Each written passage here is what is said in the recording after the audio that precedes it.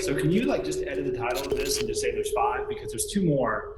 The first is read your lease from start to finish, and then read it again.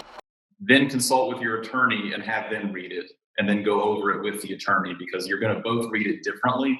And it's important. There can be little provisions in there that you think are not important, but they actually are now. So for example, in some cases, we had leases that anticipated such an event, shutdown driven by a government entity. So given that's the case, we are able to notify our landlords of this shutdown in writing as indicated by the lease in order to protect our rights as tenants under our lease. So be careful when reading your leases related to these acts of God or government shutdowns or anything that's outside of your control, that there may be notice date provisions inside the lease that should be adhered to, specifically to protect yourself in the event of any kind of future legal action regarding to your rent.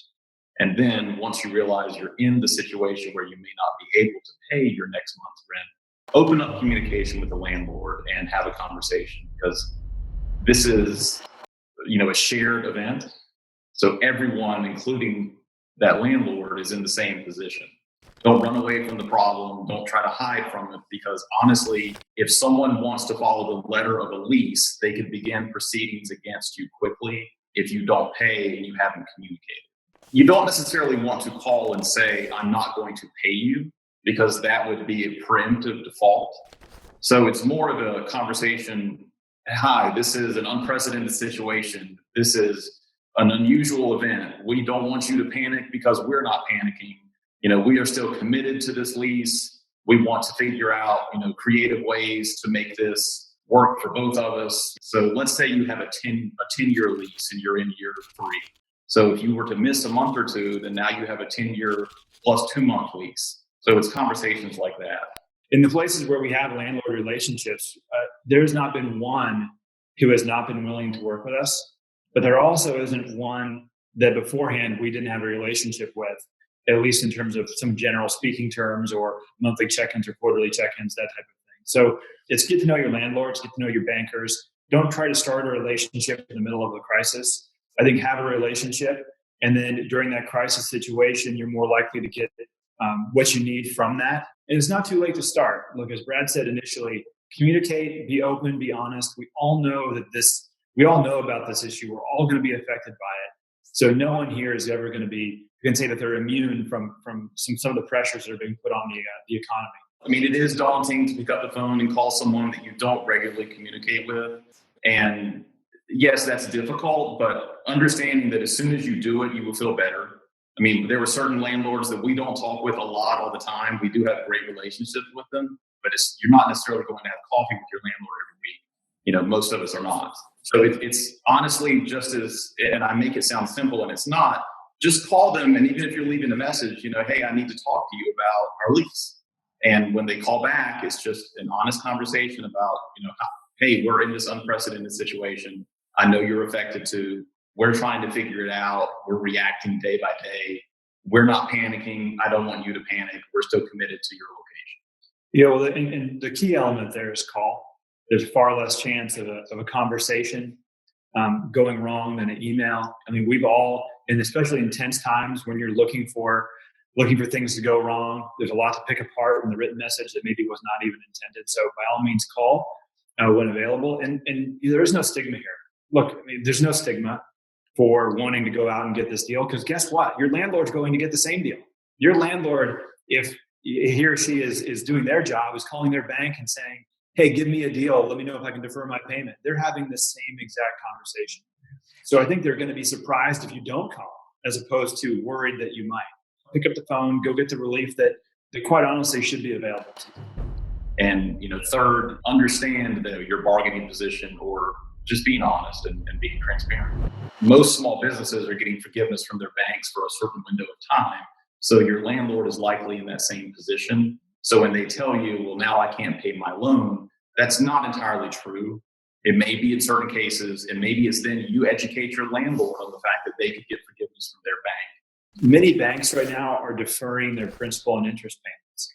And what that means is many landlords who also have loans means they're not paying their banks the principal and interest. So in many cases, we receive deferral of rent payments from the landlords. So as Brad indicated, assuming you have an open line of communication, Letting landlords know that you plan on suspending rent payments for a period of time is not unusual or unheard of in this situation. And in fact, most landlords are already probably expecting you to have that conversation. Some of this is also understanding that there's not another tenant waiting to fill your space immediately. So any pressure that you may feel or the landlord may put upon you in a growing, bustling economy, that may be the case. That's not the case now. There's no one else that is in line ready to fill your location. So if it's a matter of trying to talk to that landlord about, hey, instead of everything being due on the 1st, how about we do a percentage, and on the 15th, after we see where we are with our memberships and our visits, we do X. I mean, it's going to have to be creative. So we're looking at this in the long term. So 15 years from now, where are we going to be? And how do we structure that in the short term to make sure we get to year 15? So understand what it's going to look like to reopen and make appropriate accommodations so that with your landlord, you're working together for a reopening plan that doesn't further strap your available cash.